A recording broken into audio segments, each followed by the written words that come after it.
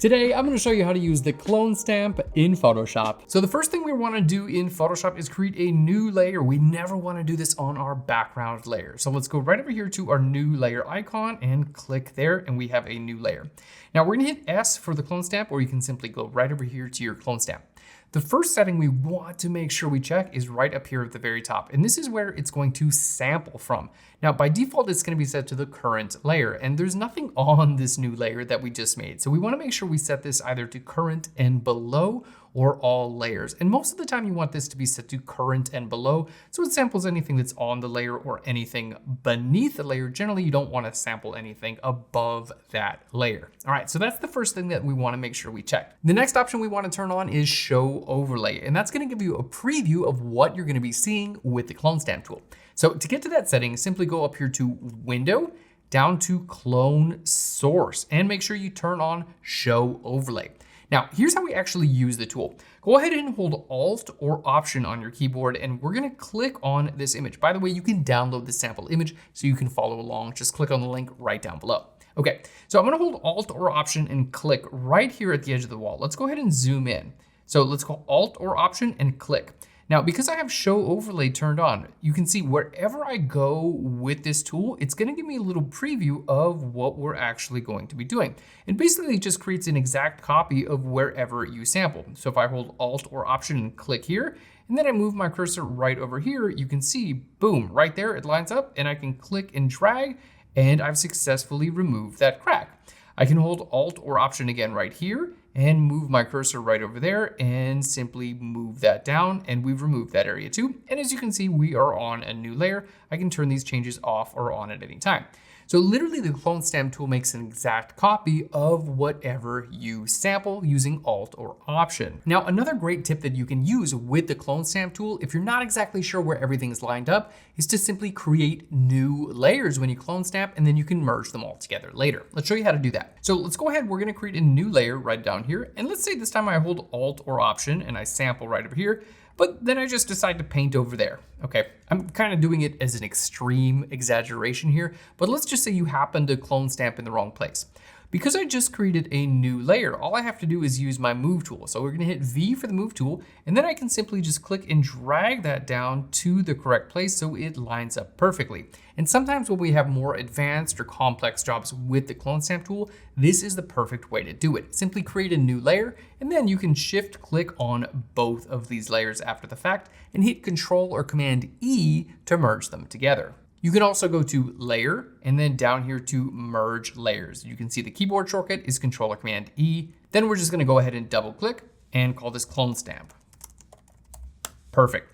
Now with our clone stamp layer, we're ready to get rid of all this stuff. So I'm gonna hit S for the clone stamp tool. Let's make our brush a little bit smaller. I'm gonna hold Alt or Option, and we're just gonna go ahead and stamp right next to these. Now, the key to make this look really nice and natural is to hold Alt or Option and continue to sample different points in your image.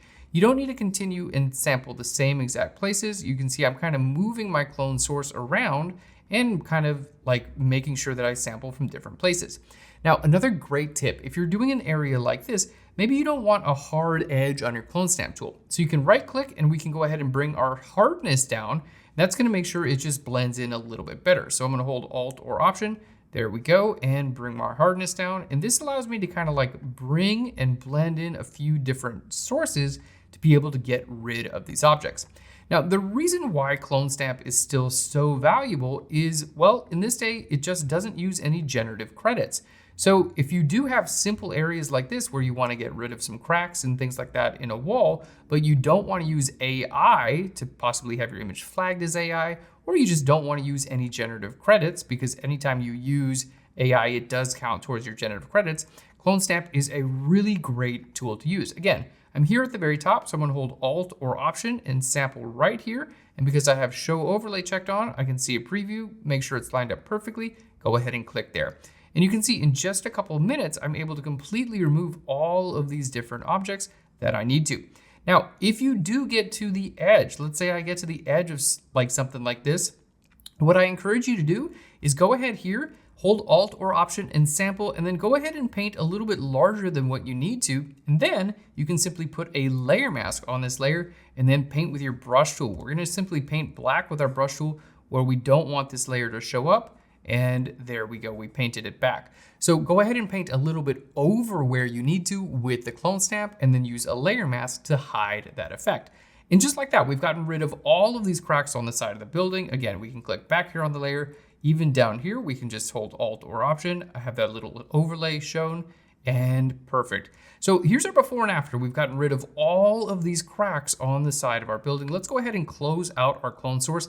Honestly, you can do other stuff, like you can flip your clone source horizontally or vertical, but I never find that to be that helpful. Like if we created a new layer, for instance, here, and I wanted to sample this area, okay, I could flip this horizontally. So instead of, painting in the wall that way, it would paint in the wall that way. I just find this is really kind of actually very difficult to work with. So most of these settings I don't ever use. If I needed to do something like that, I would just do it, regular on a new layer, and then I would hit Control or Command T and then flip the layer and then maybe rotate it and put it in place. This is kind of like how I would do that rather than trying to flip your settings within the actual clone stamp tool. So with clone source, really the only option that we use is show overlay. So let's go ahead and close that down. So here in our before and after, you can see just with the clone stamp tool, we were able to remove all of that. And we did that in just a minute without using any generative credits. We can do this on a new layer and turn this off or on at any time. So the next time you want to remove any objects from your image without using AI, check out the clone stamp tool. It's an oldie but goodie and still is totally relevant here in 2025. Thanks so much for watching this video. If you enjoyed it, give us a big thumbs up. Let me know in a comment down below what you'd like to learn next. And if you want to get even more advanced Photoshop knowledge, check out Phlearn Pro. We have an exclusive discount for you. Click on the link right down below. Thanks again. I'll Phlearn you later. Bye everyone.